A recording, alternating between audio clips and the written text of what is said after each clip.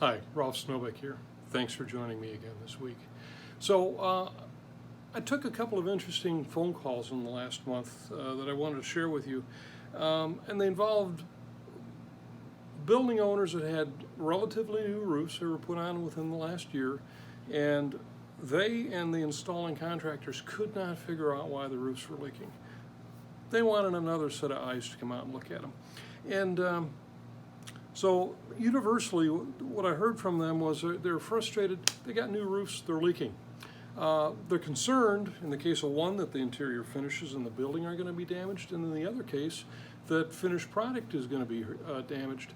And they're utterly confused. Both roofs were installed last winter and spring, and they appeared to be working perfectly when they were first completed.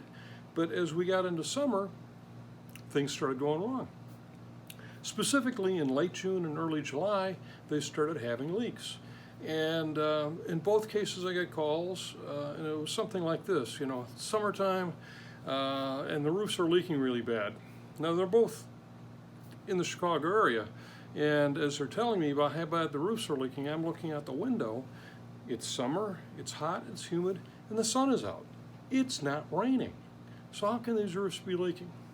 So I wanted to share with you what I found when I was looking at these buildings. At the first, it was a typical office building with rooftop units up on the roof. When we went up there and looked at it, it's a beautiful roof. We didn't install it, but whoever put it on really did a nice job.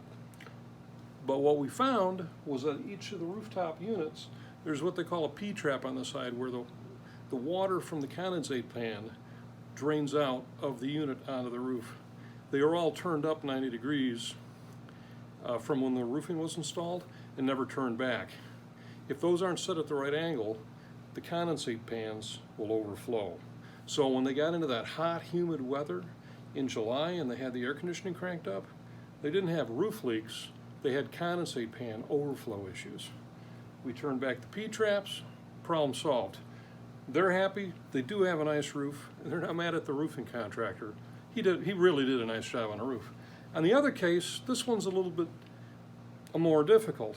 Same thing, the roof looks beautiful, but they've got leaks, water running down the walls all the way around the perimeter of the building. And what's happening there is that the building owner and the contractor didn't take into account on a refrigerated building, you need to have a vapor tie between the roof membrane and the wall, and there needs to be a vapor barrier in the wall, which is still there. But now there's a gap between the roof and the wall behind the metal flashing where warm, humid air from outside gets drawn in, heat wants to go to cold, just like high school physics, and once that hot, humid air gets in across the top of the wall, it condenses inside their cooler, and water runs down the walls. Now, why didn't they have problems with either of these in the spring? They weren't running the air conditioning yet, and when this roof was put on, the outside temperature was probably colder than it was inside their cooler. But once it was 95 degrees and humid, that's when this really turned out to be an issue. So in this case, this is going to be a big thing to fix because the whole perimeter's got to be opened up, the air seal put on, and new metal edging put on. This, no problem.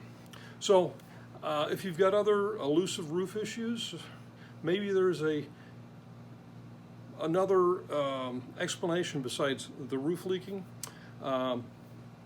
Not all leaks are roof leaks.